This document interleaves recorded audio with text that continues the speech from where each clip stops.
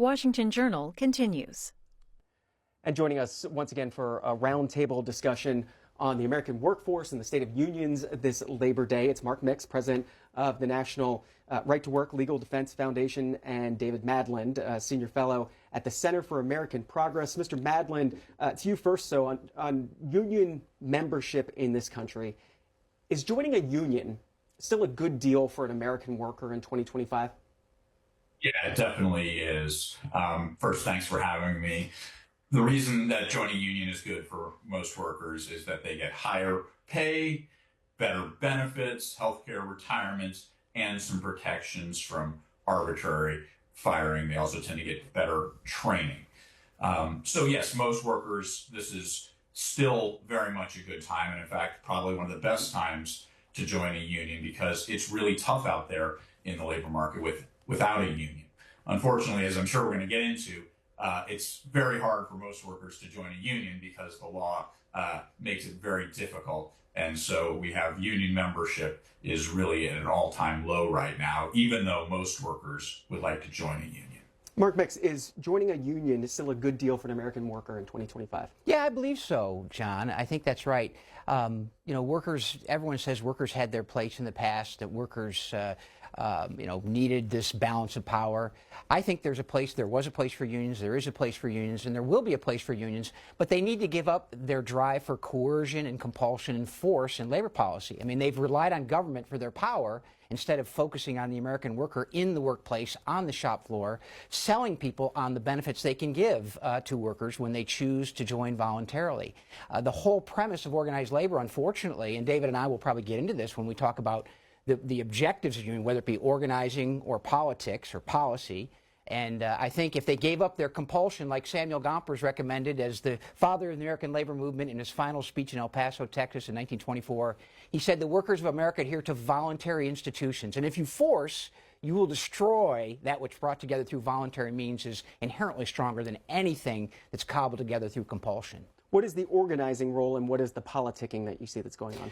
Well, the organizing role is very simple. I mean, in 2005, you had 5 or 6 unions that said, you know what, we need to do more organizing. And David has written extensively about organizing and policy. I think there's a mix between the two, or he thinks there's a mix between the two. I think organizing is probably the most important part because it's the politics of union officials that have driven union members away from the union model and workers away from the union model because of their radical stands on issues that have nothing to do with the shop floor or the workplace. And so the politics, getting a Congress or a state legislature or a county commission that will give you power to force workers into these collectives has been a recipe that's destroyed the unions from the very beginning. Gompers understood it, and now we see it in the data. Mr. Madland, have unions gotten too political? Well, unions are political mostly because they want the law to change to make it easier to form a union. Certainly we can disagree about some other policies that unions support, but the vast majority of things that unions support are higher minimum wage, things that make workplaces better. In fact, there was a really interesting study a few years ago that showed that unions are about the only organization in all of American politics that push for things in politics that most of the public supports. Contrast with businesses or other lobbyists, the things that unions are pushing for, most workers support. And the main thing that unions are pushing for is a law that would make it easier and more possible for them to join unions. Right now, if a worker wants to join a union, if a company breaks the law and does something like illegally firing them, there are no financial penalties for that company. That needs to change, and that's the kind of thing that unions are pushing for to change in American politics. I want to give Mr. Mix a chance to respond in just a second, but can you explain first, Mr. Madland, what's going on with public sector unions right now? There's about 14 million or so union members in the United States. They're split about 7 million and 7 million private sector and public sector. What's going on when it comes to the Donald Trump's second administration and public sector unions? So Donald Trump has gone after federal employee unions in the biggest way. He is engaged in the biggest union busting single act in American history, where he has trying to take away the collective bargaining rights for over 1 million workers, nearly 80% of those who could be unionized.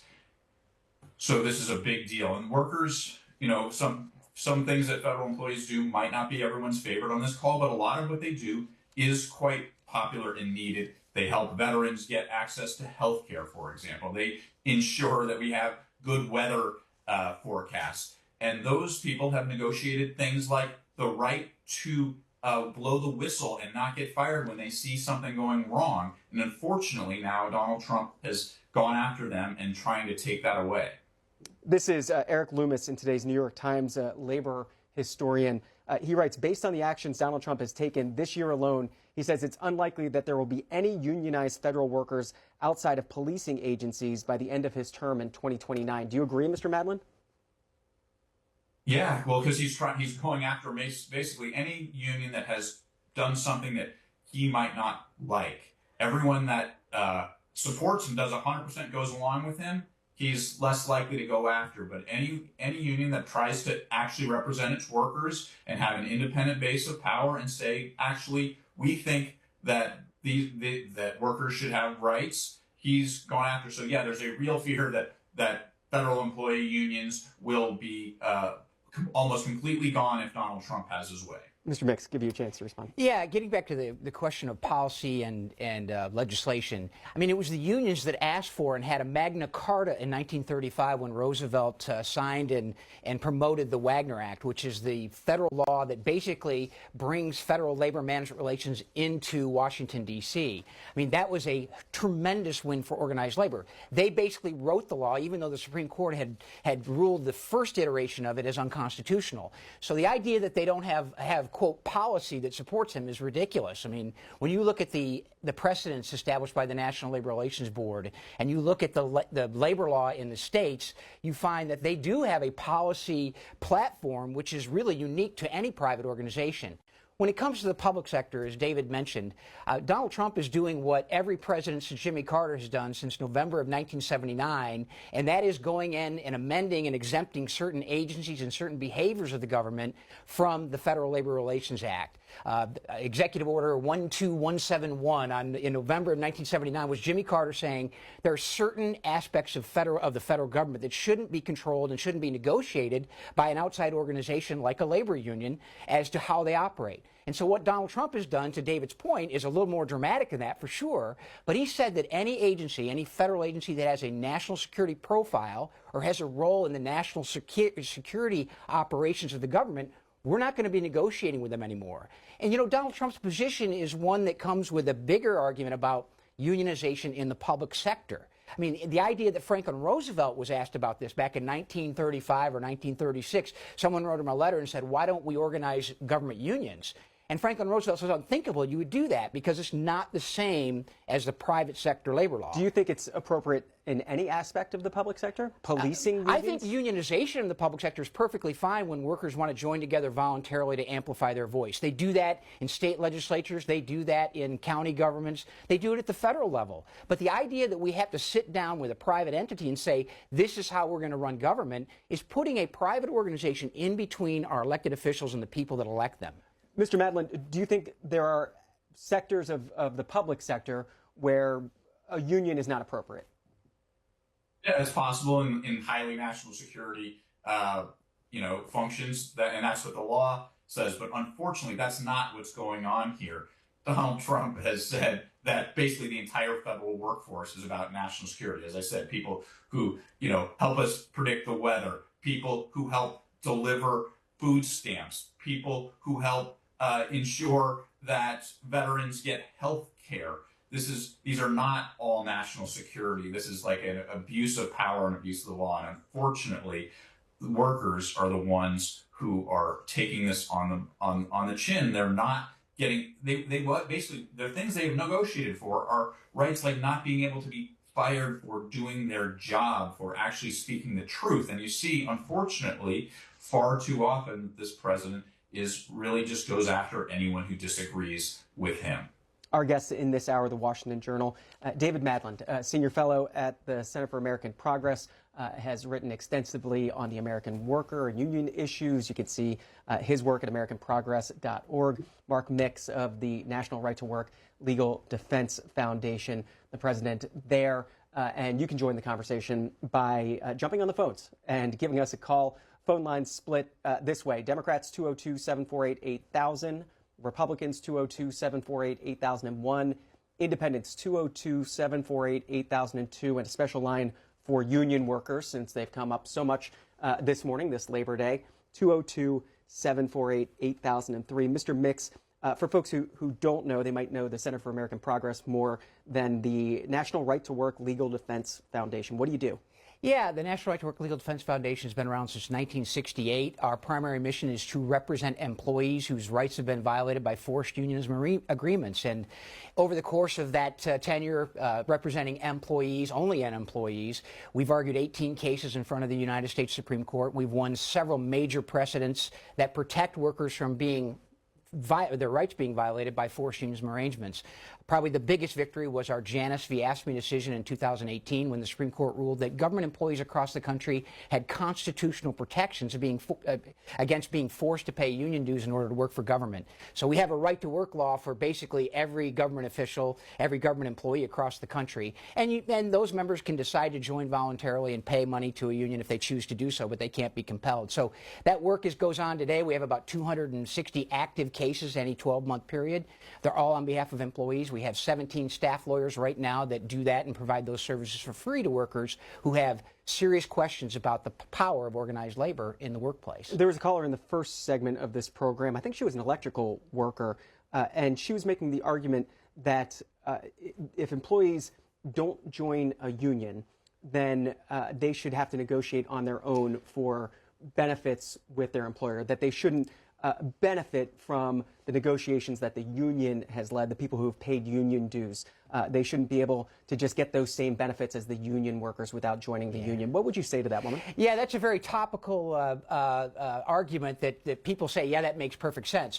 But to understand that argument, you need to understand that union officials demand and protect their ability of exclusive monopoly representation. This goes all the way back to the labor policy in 1935, when the union said, we must speak for every person on the shop floor, and we can't allow anyone to speak independently on their own with the employer. That's the law today. We've asked the AFL-CIO to join us in a bill that would do this, that would say, okay, only represent those members that want to be members of your union and let other workers decide for themselves what they want to do. But it's the unions that protect. They protect it jealously, that idea that they can compel everyone into this union collective. And the idea of benefits, when you think about benefits, you have this broad kind of sweeping definition of benefits. Not every worker benefits from the actions of an organized labor union official and a monopoly bargaining agreement. Imagine when seniority comes in on layoffs, whether you're the best worker or the worst worker, it doesn't matter. Simply being there longer than another worker gives them the ability to push you out of the workplace if there's something that happens in the workplace. So the idea of wages and what retirement benefits versus current cash are things that people have questions about all the time. And there are times when union officials or union members are pitted against each other. We've had cases where a worker gets a promotion and a union official comes in and says, hey, you can't have that because Jim has worked here longer than you and he gets the promotion. You don't, even though you may be performing better. So this notion of everyone benefits is wrong, and secondarily, this monopoly bargaining keeps that collectivism in place through force of law. Mr. Madland, should anybody ever be compelled to join a union to get a job?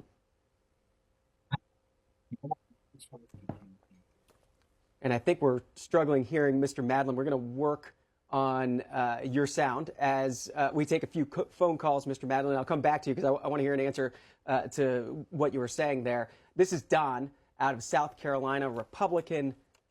Don, go ahead. I'm disappointed in the conversation to this point between the two panelists.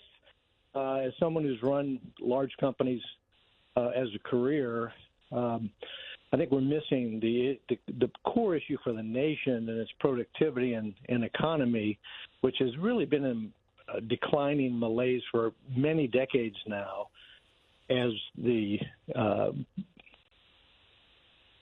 scales have been tilted toward forced unionization. At the same time, the regulatory bodies, local, state, and federal, have also promulgated tons of statutes and regulations that govern workplaces and employee rights, and there's civil and criminal actions all over the place. bureaucratic actions all over the place. It's really obsoleted much of what unions claimed to desire to do back in the 10s, 20s, 30s in America.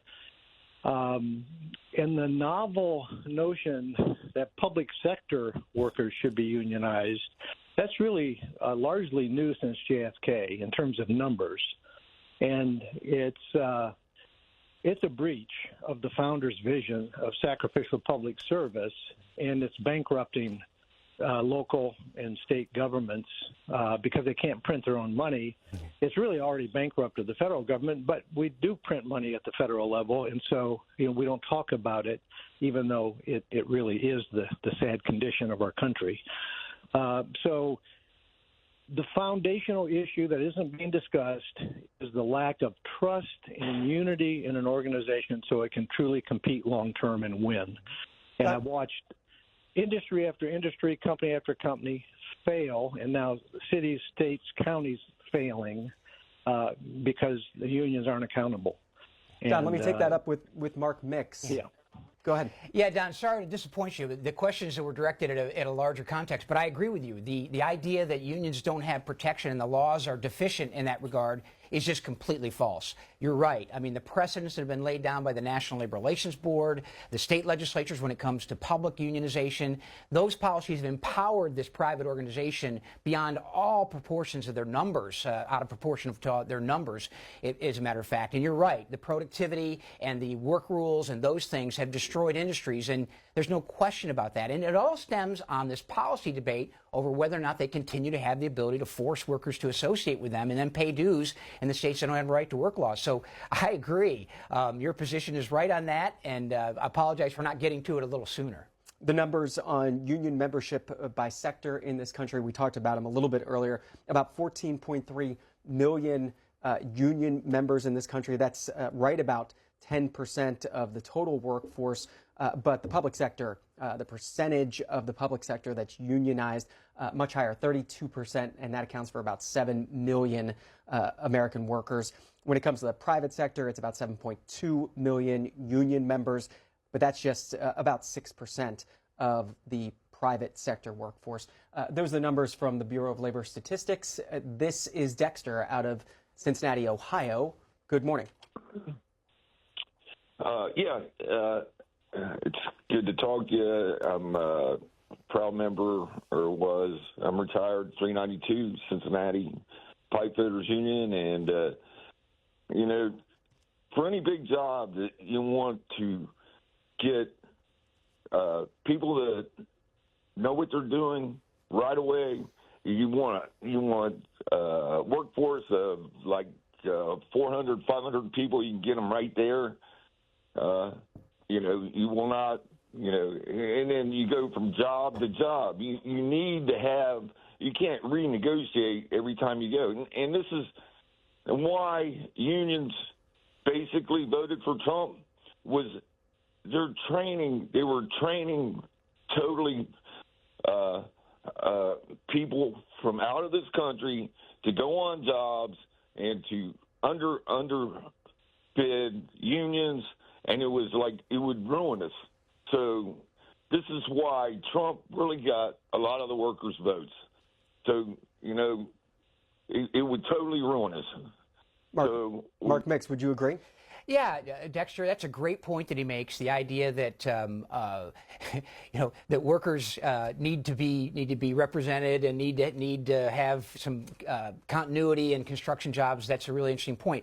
But the bottom line is this: only about 10% of all construction workers in the country have a union card in their wallet. 90% are non-union merit shop contractors, do excellent construction work around the country, and to say that that's not true is just not understanding the facts in the business. Again, union officials in the construction industry have gotten governments to basically put their thumb on the scale with so-called project labor agreements that say only union contractors can bid on jobs with government money involved in it.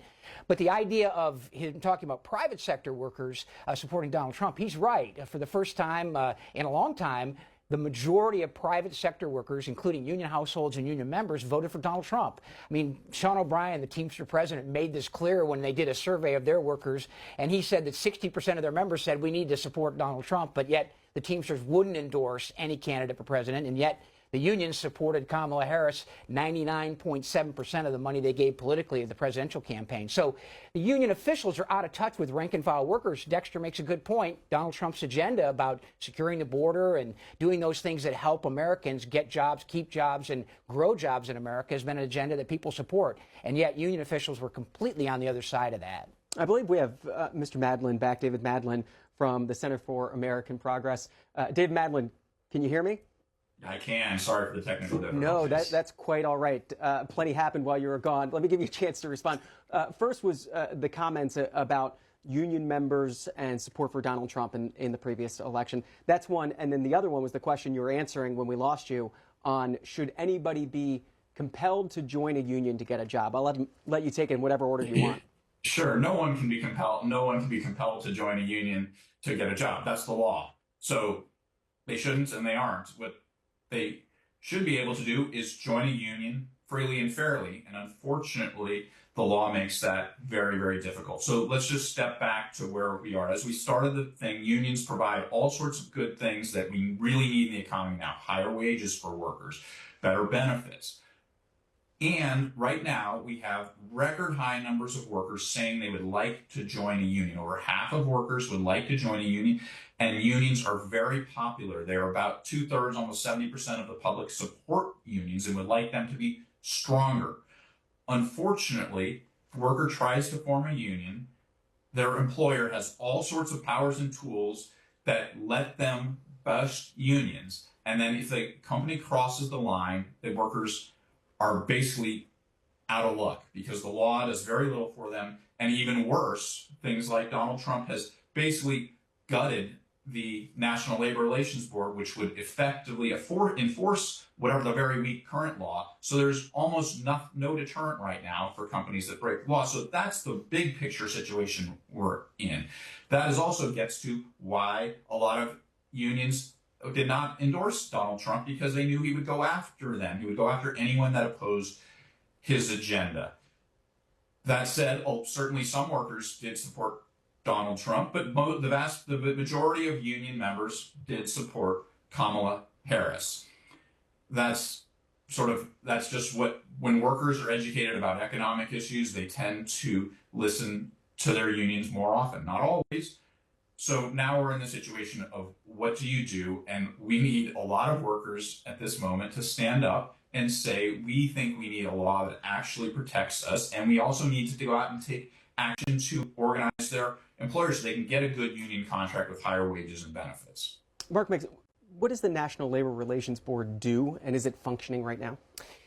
Yeah, the National Labor Relations Board, at the time it was created back in 1935, 1937, when the Supreme Court upheld the Wagner Act, it was a 3-member board. Now it's a 5-member board that adjudicates disputes between unions and employers and employees and unions.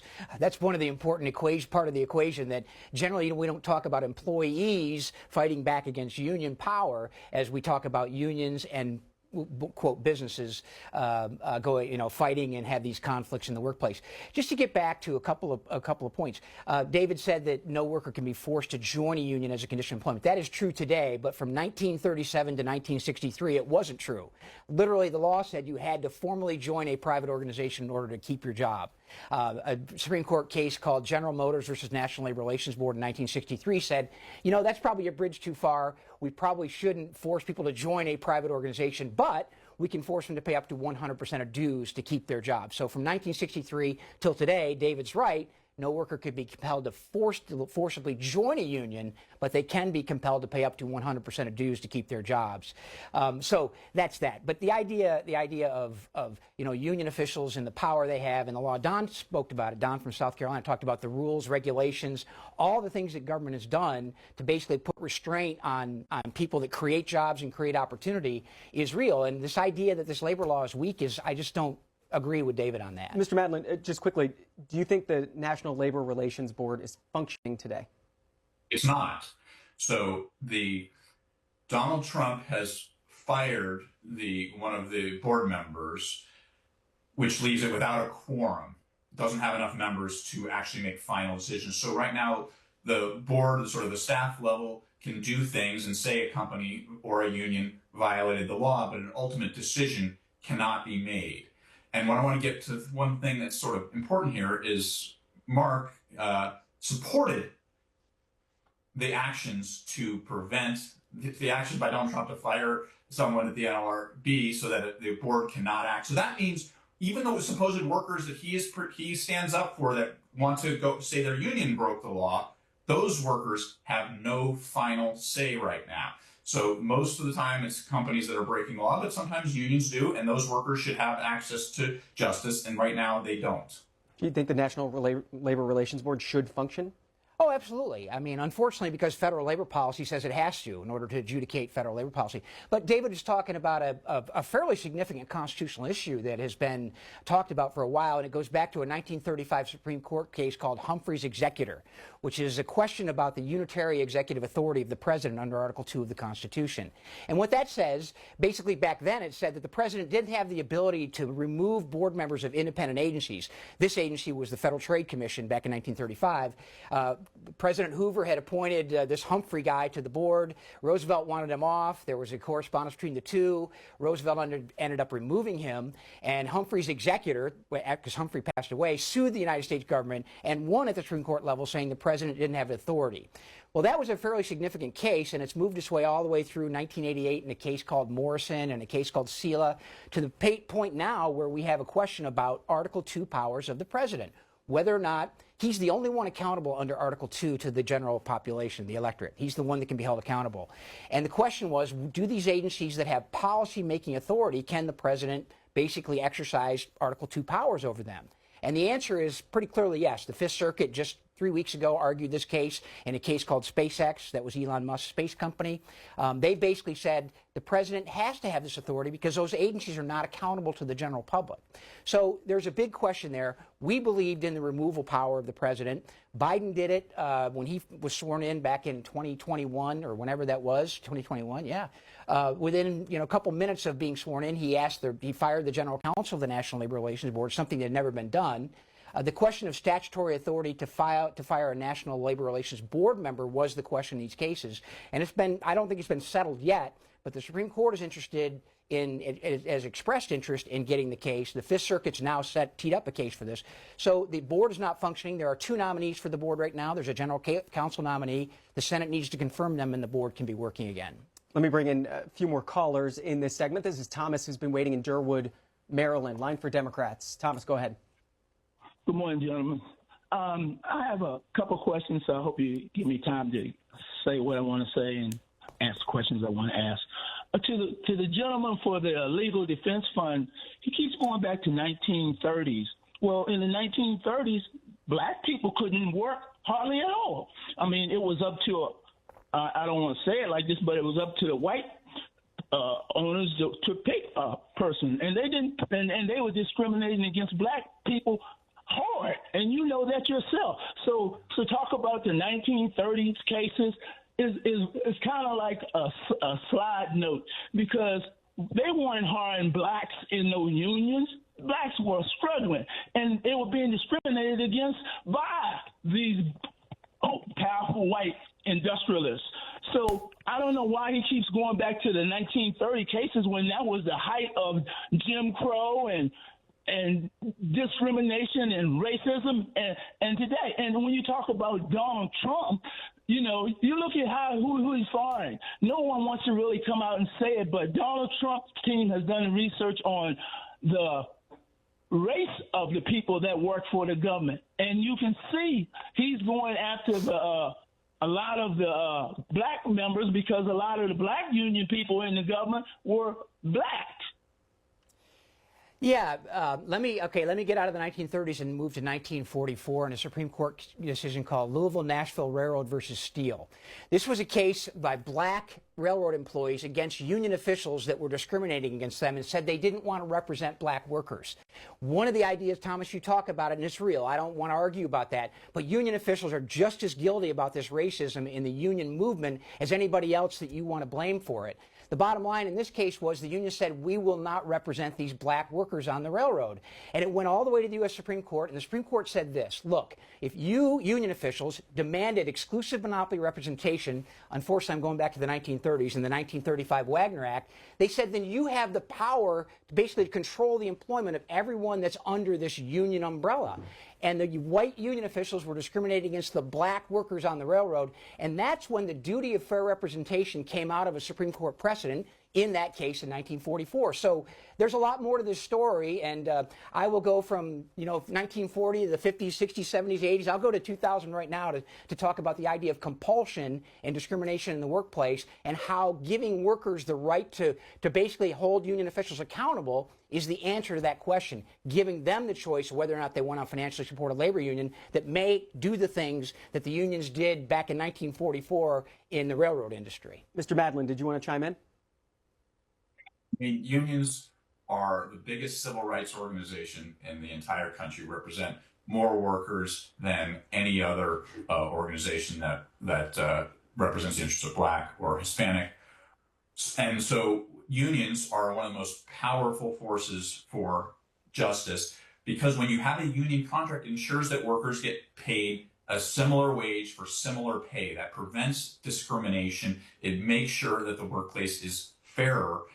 And that's the kind of thing, that's why we have workers wanting to join unions. They want a fair system. And it's the kind of thing we need far more of in the future. But unfortunately, as the caller alluded to, Donald Trump is going after anyone that stands in power, but especially, it seems like, Black folks. For example, the person from the NLRB that he fired, a Black woman. He left the white people on the board, but went after the Black woman to fire her. That does not look good in my eyes. It also does not look good for most of American workers who now don't have access to justice because the NLRB is not able to function. Let me go to Kimberly, Alabama, where Chuck is waiting on that line for members of unions. Chuck, go ahead. Yes, I was a union member for one union or another for 45 years. I'm retired now. But I'd like to make the point that most issues are dealt on the local level with unions, and you're only as strong as your president and business manager are the ones that do the negotiation with a company. The next point is half of our union dues go to the International, who is the national group that oversees the union. We can't have a union without them, but I could have taken, and I would think that all the money that I've put into my union dues over the years was well done by the local level. But half of it I could have taken and burn it, because it is just the people on in the international level are corrupt. They spend money for parties. Look, this guy's trying to make out like union members don't support Trump. He's talking about public service unions. Yeah, I can see why they wouldn't. But we're talking about, when I'm talking about real trade unions and people that really work, not government-supported unions, which FDR never envisioned we would have so many of them. He never envisioned we would have that many government-supported unions. I would think, anyway, that's who he's talking about. He's not talking about the rank and file. Let me take up some of those issues, and Mr. Madland, give you a chance to start. Yeah, as I said, the majority of union members did support Kamala Harris. Certainly lots of workers supported Donald Trump. That's their right. They should vote how they want. But they should also know that Donald Trump is not just going after public sector unions. He's also going after private sector unions. Unfortunately, he could be strengthening their rights, but he's not. There's no law he's pushing to make it easier to join a union, no law making it easier to form a collective bargaining agreement. Unfortunately, as I said, he has made it so that when a company breaks the law, and fires a worker for joining a union, they have no recourse right now because the National Labor Relations Board does not function. So to me, that's a big worry, and it is not what the public wants. And you see what most of the workers who supported, most American workers want policies that promote higher wages, and they want policies that promote unions. Unfortunately, they're not getting that right now. Mr. Madland, to the point that the caller was making, that he liked how the union was working on the local level, but he didn't like the money that went to the national union organization, didn't like how they were spending money. That caller was not the first caller today to make that point. In the first hour of our program, a caller made an almost exactly similar point, that he did not like the politicking on the national level, but really thought the local money was spent well. Is this an issue that union leaders need to figure out and better at least communicate or help their workers understand? Yes, it certainly is. Figuring out how to represent your members is the essence of what union leaders need to do. And it is, both at the local level, that is where unions form, where workers see what their unions are doing, and they see less. It's harder to imagine what the money that you're paying to the national organization is doing. So the unions need to figure out how to communicate. But also the local unions, they choose sometimes to unaffiliate, go to a different union to figure out what represents them best. But again, ultimately, most workers think their unions are doing a good job. That 90% say they want to keep joining and keep staying with their union because they think that the money they're paying, the efforts they're making, provides a good value for them. Mr. Mix.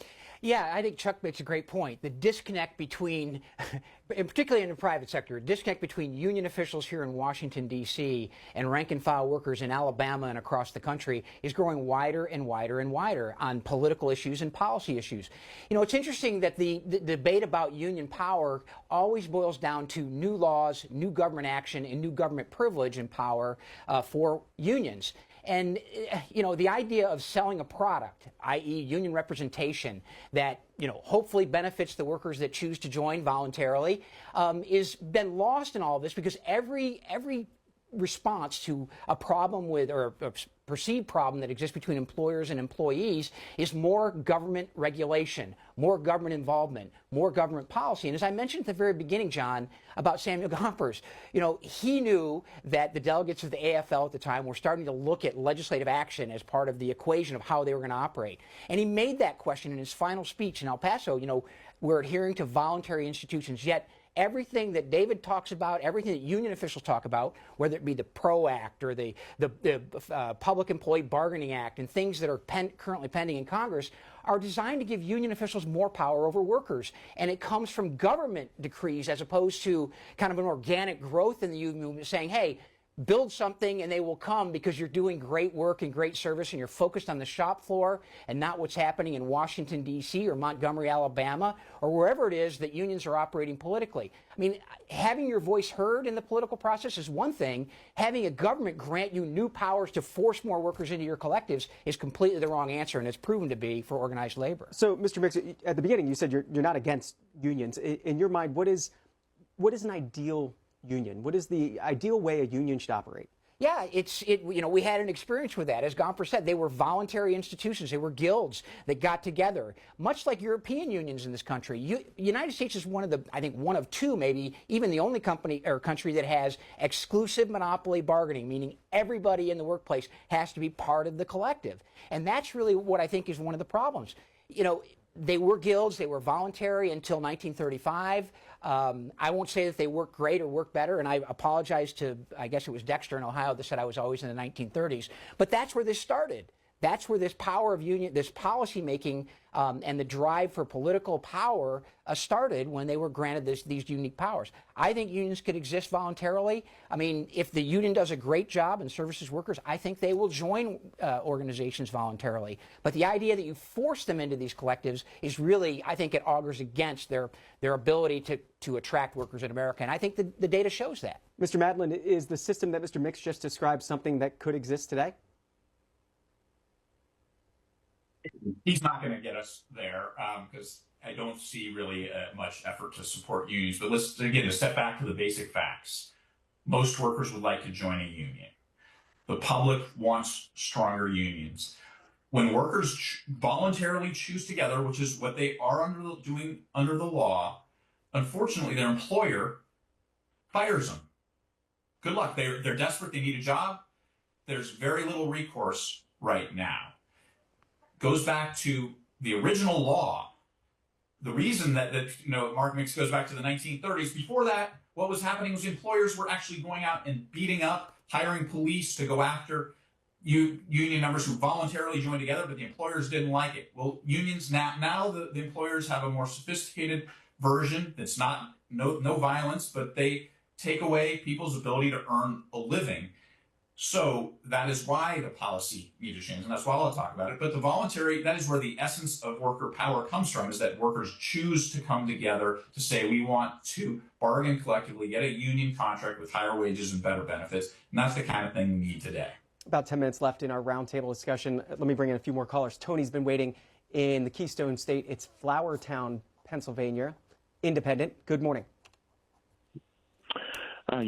Good morning. So a great conversation about unions. I wish you guys had somebody that was truly in support of unions on the program. The caller that is talking about, there's a problem with, it's not even clear what he thinks the problem is. The problem is we need it to be voluntary, and the reason we've lost unions is because it's not voluntary. That's just ridiculous. The issue with unions is that the corporations took the jobs and they shipped them to places with no regulation, no environmental protection, no labor protections, like Mexico to start with. And then when the standard of living went up in Mexico, they decided, let's go to Southeast Asia where we can have sweatshop slave labor, and then China. And then they built up China's economy so that they have more billionaires than any place in the world. And that's what happened to union membership, is the jobs all went overseas.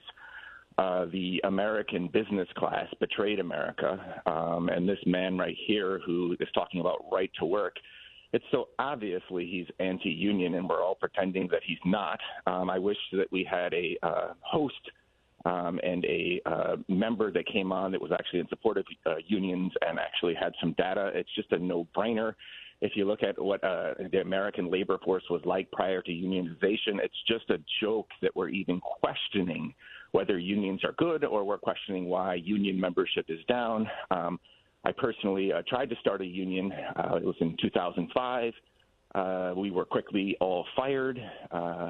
The company paid a nice little fine to the National Labor Relations Board, and business continued. What line of work was it, Tony? We do not have a right to organize in this country. What line of work were you in when that happened? Thank you for asking. So I was a family therapist doing therapy with foster children, and there was a large private equity company called the Mentor Network that's in 32 states, has 33,000 employees, and they're just siphoning money off of foster kids in this country. And it's despicable and disgusting. So we tried to unionize to represent those foster kids and provide better homes and treatment. And they brought in lawyers, union-busting lawyers from Chicago, and fired us all, and then paid a fine. That's it. That's what happened. And again, you guys need to get some people that really support unions on the show and some facts. That's Tony in Pennsylvania. Mr. Madland, let you start. Well, I strongly support unions, so I am that guy, and as what I've been trying to highlight, there's your story that I thought your personal example of wanting to form a union because you knew it would be good for you, your coworkers, but also the people you're trying to protect, the foster kids, and that you thought that would help balance the power between employers and workers and society. And that's why we need stronger unions, why we need more unions. But unfortunately, as your story highlights, the company has almost carte blanche to do what it wants right now. It fired you guys with basically no repercussions. That's the current status quo, and that's what needs to change. And unfortunately, Mark, likes the current situation and even wants to find ways to make it harder for people to form unions. Yeah, David, you wrote a piece the other day that talked about the 4 years of the Biden administration and how union density still even decreased. But you made the point about 70% win rate in union elections. I mean, obviously, you know, if you're out there organizing and holding union elections and you win 70% of them, you would think that that would be a model that would be helpful to the union movement. But again, giving workers the ability to try to join unions and form unions is something the law protects. The NLRB has the 22 must-nots for employers of things they can't do, like fire Tony. Obviously, the remedy may not be sufficient for you or Tony in that matter, and maybe it wasn't. But the idea is it's against the law to fire workers for trying to form unions. Maybe there should be a little more bite in the penalties, but the bottom line is this: the protection of the National Labor Relations Act. And you know, you say it's not functioning. It's been a couple of months, and that's a problem. I agree. Administrative law judges are making decisions that are impacting workers' rights and union rights and employer rights in the workplace without any recourse to the board or to the federal courts because of the jurisdiction of the NLRB. You know this, the unreviewable discretion in an election case that can't go to the federal courts. These are kind of interesting questions about the law. But the idea, you know, Tony makes the point. I think David speaks for unions. I think we speak for employees, and employees are the things that make up unions or don't make up unions. So I think we're having a good discussion today. Clark in Brooksville, Florida, line for Democrats. Go ahead.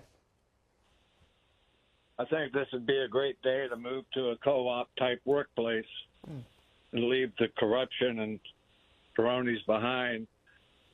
People look for Democrats and Republicans as the solution, and I think they're the problem.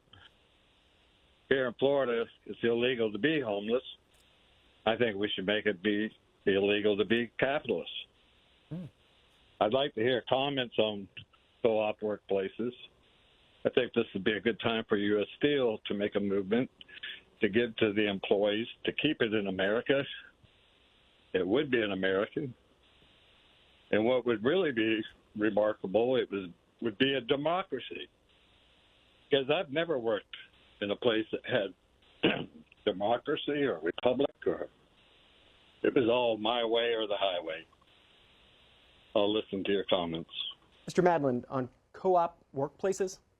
Yeah, so the idea behind a co-op is kind of each person has a stake in the company in that sort of equal voting share. It's one of the ways that throughout history we've tried to balance the power of corporations and workers. There are others, there's employee ownership, and still others, and one we're talking about today is about unions. And all of them, what they have is that in a capitalist economy, the owners of the business have lots of power, and we want to find a way to have a little bit more balance so that workers can get paid a little bit better, aren't as vulnerable to exploitation. And co-ops are one way. They tend to have not scaled as much. The biggest success has been in the employee ownership, where workers have a small stake in the company and in unions. And they are all ways that I see that are important, especially now when companies are having record profits, record power, and workers' wages have been stagnant. Cost of living is near, going out. It's really hard to afford a house, afford food, afford health care. And these are the kind of things we need right now. Short on time. Let me get one more call in from that line for labor union members. John in Toledo. Go ahead. Yes. I've been 34 years at UAW, and it seems like they spend 95% of the time working for 10% of the people who don't want to work. And And the UAW is the most corrupt of all unions. That's my point of view. David Madland, I'll let you start, and then Mark Mix, I'll give you the final minute or so. Yeah, not everything unions do is going to be perfect or good, and that's why we have a law that makes sure unions actually represent all workers fairly, and that's partly why they sometimes have to represent people who aren't doing necessarily the best job. They have to represent all workers. But the bigger picture, again, is that generally what unions do is help workers get a fair share of the economic pie. More workers would like to join unions right now, but unfortunately, they're not able to. And so union membership is basically at 100-year lows. We need to change so that workers are able to get together, and they need to start taking action to make that happen. Mark Mix, the final word. Yeah, John, you make a great point about the United Auto Workers Union that had, I think 14 executives convicted, and their 2 past presidents went to jail. And whether or not union officials have accountability over the top leadership of unions is a really important question. I think like 30 UAW members filed a lawsuit against the union itself to get reimbursement of this corruption in the UAW, and they were dismissed for lack of standing, which is really an interesting question. But the idea of forced unionism is really the problem. Getting back to my original statement, in the 26 states that have right to work laws, you have 6 or 7 states that have higher union density than states that don't have right to work laws that make unionism voluntary. So we believe that voluntary unionism and the ability to give union officials union members the ability to hold union officials accountable, whether it be for politics or corruption, is a secret to making for a better union. Compulsion has no place in that equation. Force doesn't either. And it's proven by the numbers over the course of time. And the idea that all employers are against workers is just ridiculous. We use the word corporation to describe business. Most of the businesses in this country are small businesses, private businesses, where their families own. And we talk about that in the same vein as large corporations. That's just not true. And those powers that you want to attack these big corporations come down and affect small businesses and small family-owned businesses is really a problem. The National Right to Work Legal Defense Foundation can be found at nrtw.org. Mark Mix is the president of that organization. And then, of course, David Madland's work can be found at americanprogress.org, senior advisor at the Center for American Progress. Always appreciate a Labor Day discussion with both you gentlemen. Come back again. Thanks, John. Thanks for having us. Thanks.